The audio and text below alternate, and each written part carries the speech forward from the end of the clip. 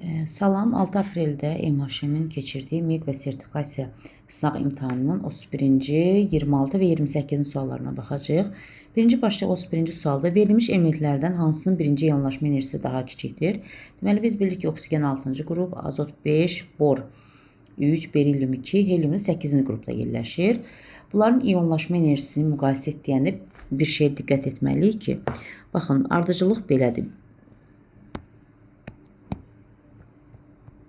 1 kiçikdir 3-dən, o da kiçikdir 2-dən, kiçikdir 4-cü qrup, o da kiçikdir 6-cı qrup, sonra 5 gəlir, sonra 5-ci qrup, 7-ci qrup, ən böyük ionlaşma enerjisi olacaq, o da böyükdür 8. Yəni bizim soldan sağa ionlaşma enerjisi artır.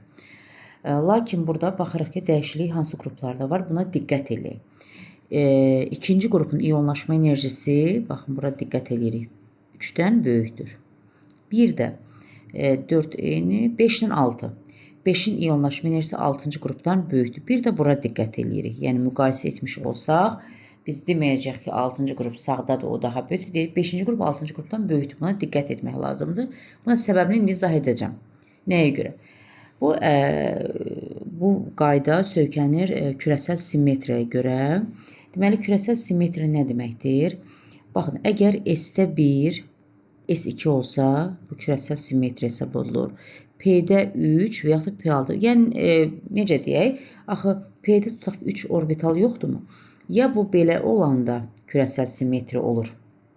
Belə, yəni ki, və yaxud da, yəni 3 olanda, və yaxud da tam da olanda kürəsil simmetriya. Məsələn, tutaq ki, P-də belə bir vəziyyətdir. Bu kürəsil simmetriya hesab edilir. Və yaxud da belə tam da olmayıb ki, təklə. Yəni, olmur. Fikir verin, və yaxud da S-də bir orbital var. Ya düzünə hamısı da olacaq, və yaxud da hər ikisi istiqaməti hamısı da olmaq. Məsələn, D-də 5 orbital var. Deməli, ya D5 və yaxud da D10 olanda kürəsil simmetriya olur. F7 və yaxud da F14 olanda kürəsil simmetriya olur. Deməli, burada biz də bilirik ki, 3-cü qrupda necə olur? S2, P1. Baxıraq, kürəsil simmetriyada belə bir şey yoxdur. 2-ci qrup necə olur? Onu da yuxarıdan yazaq, qarışmasın. Və 2-ci qrupda olacaq S2. S2 kürəsil simmetriyadır da, ona görə ona daha çox üstünlük götürülür. Yəni, onun ionlaşma enerjisi əvvəlkindən daha çox olur. Bir də bu 6 ilə 5-də də müşahidə olunur. İndi 6 biz necə yazırıq 6-nı? S2, P4. Baxırıq ki, burada kürəsil simmetriya belə bir şey yox. Amma S2, P3. S2 də kürəsil simmetriya təmsili, P3-də. Deməli, ona görə 5 daha üstündür. Onun ionlaşma enerjisi daha çox olur. Ona görə 5 6-dan daha öndədir. Burada 2 3-dən daha öndədir. Nəyə görə? Səbəb kürəsil simmetriyaya görə. Tutaq ki, burada S2 var. Axı, P4 deyilən kürəsil simmetriya burada qeyd etmədik. P3 və 6 olanda kürəsil simmetriya olur. Yəni, belə aydın. İndi biz artıq bunu müəyyən edəndən sonra, baxın, bu ardıcıllığı, o elementlərini biz artıq qrupunu bilirik və yerləşdirəcəyik. Onda baxacaq ki, ionlaşma enerjisi hansına daha kiçikdir. Deməli, biz bilirik ki, berilyum 2-ci qrupda bura yazaq, boru 3-ə yazaq, sonra biz oksigen 6-ya yazaq, azotu 5-ə yazaq, helyumu da 8-ə yazaq. 4-5-mi? Hamısını yazdıq. Baxırıq ki, ən kiçik ionlaşma enerjisi əlbəttə ki, borda olur. Düzgün cavab C variantı. Növbəti sual. Deməli, müəyyən həcm oksigen ozon keçirilir və 20 litr oksigen ozon qarışığı. Deməli, oksigen ozon qarışığı var. Cəmi neçə litrdir? 20 litr. Və gümüş lövhə daxil edilir. Biz bilirik ki, argentimlə oksigen yox, ozon reaksiya daxil olur. Ona görə argentimlə ozon reaksiyasını yazaq.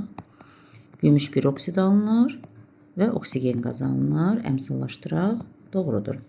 Lövhə baxırıq ki, 2 mol argentim reaksiya daxil olub. Bu zaman argentim 2. Bir də əlavə nə qədər var? Artıq 16 qram oksigen əmələ gəlir də. Lövhədə artım 16 qramdır. Lakin bizə şərtdə deyir ki, 8 qram artım var.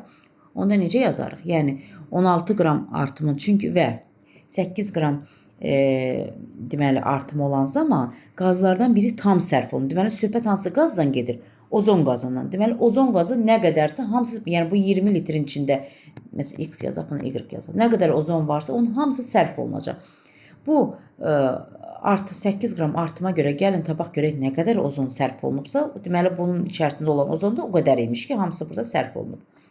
Yazırıq ki, 16 qram artım olanda 22,4 litr ozon sərf olunur. 8 qram artım X olur. X-də tapırıq 11,2 litr. Deməli, bu 20 litrin 11,2 litri ozondursa, 20-dən çıxaq 11,2, 8,8 litri də olacaq bizə oksigen. Və bizə deyir ki, qaz qarşı oksigen həcmi ümumi həcm. Ümumi həcm 20-dir. Yəni 8,8 20-nin neçə faizidir? Yazırıq. 20 100%dirsə 8,8 x qoyuruq. 880 bölürük 20-yə. Cavab 44 eləyəcək A variantı. Növbəti sual, etan və propindən ibarət 25 litr qaz qarışımız var. Tutaq ki, etanı yazaq SK6, X-lə işarə edək. Propin də C3H4, bunu da Y-lə işarə edək. X-lə Y-ın cəmi bizə verir 25-i. Və sərf olunan oksigenin həcmi isə 95. Gəlin hər birini yandıraq ayrı-ayrılıqda. Yəni SK6-nın üzərinə oksigen gələk. Bu zaman CO2 və H2 alınır. Burada 3'dür. 3,5'i 7. 2, 7, 4, 6. Həmçılaşdırmamız hazırdır. Propin yazaq. C3H4 yandıraq. 3 mol karbon qazı. 2 mol su alınır. 6, 3 yazaq. Hazır. İndi keçək mollarını yazaq. Deməli, SK6 X moldursa, sərf olunan bizə oksigen lazımdır da. Baxırıq ki, SK6 2 olanda 7 sərf olunubsa, X olanda da 3,5 X olacaq. Deməli, 3,5 X da oksigen sərf olunub.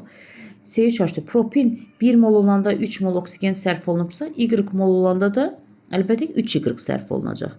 Biz burada da X-ları toplayırıq, sistem təminliyə gəlirik. Çünki oksigen axı bizə verib 95 litr.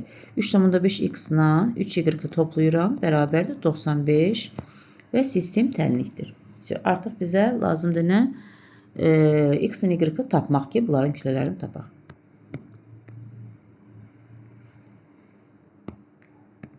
Burada da X bərabərdir 25 çıx Y yazırıq və gətirib X-in yerinə buraya 25 çıx Y yazırıq. Yəni 3,5 25 çıx Y üstə gələk 3Y bərabərdir 95 və buradan Y-i mən bəyaz tapmışdım. Burada necə tapmışdım Y-da? Y-i 15 tapmışdıq. Y bərabərdir 15. Bu da vaxt getməsin. Əgər X-in Y-ın cəmi 25 isə Y 15 tapanda da X-imiz də 10 olacaq. Bıraq yerinə qoyaq. Deməli 10 mol C2H6 15 də C3H4. Bizə nəyi soruşur? Propinin kütləsini etan. Propinin kütləsini, yəni propin də bilirsiniz ki 40-dır. 15 vur 40-ı böləcəksiniz 10 vur SK 30-a. Onlar ixtisar gedəcək. Burada bu 5-ə gəlsə bura 2 qalır. Burada 3 qalır. 12 böl 6 cavab 2 eləyəcək. B variantı.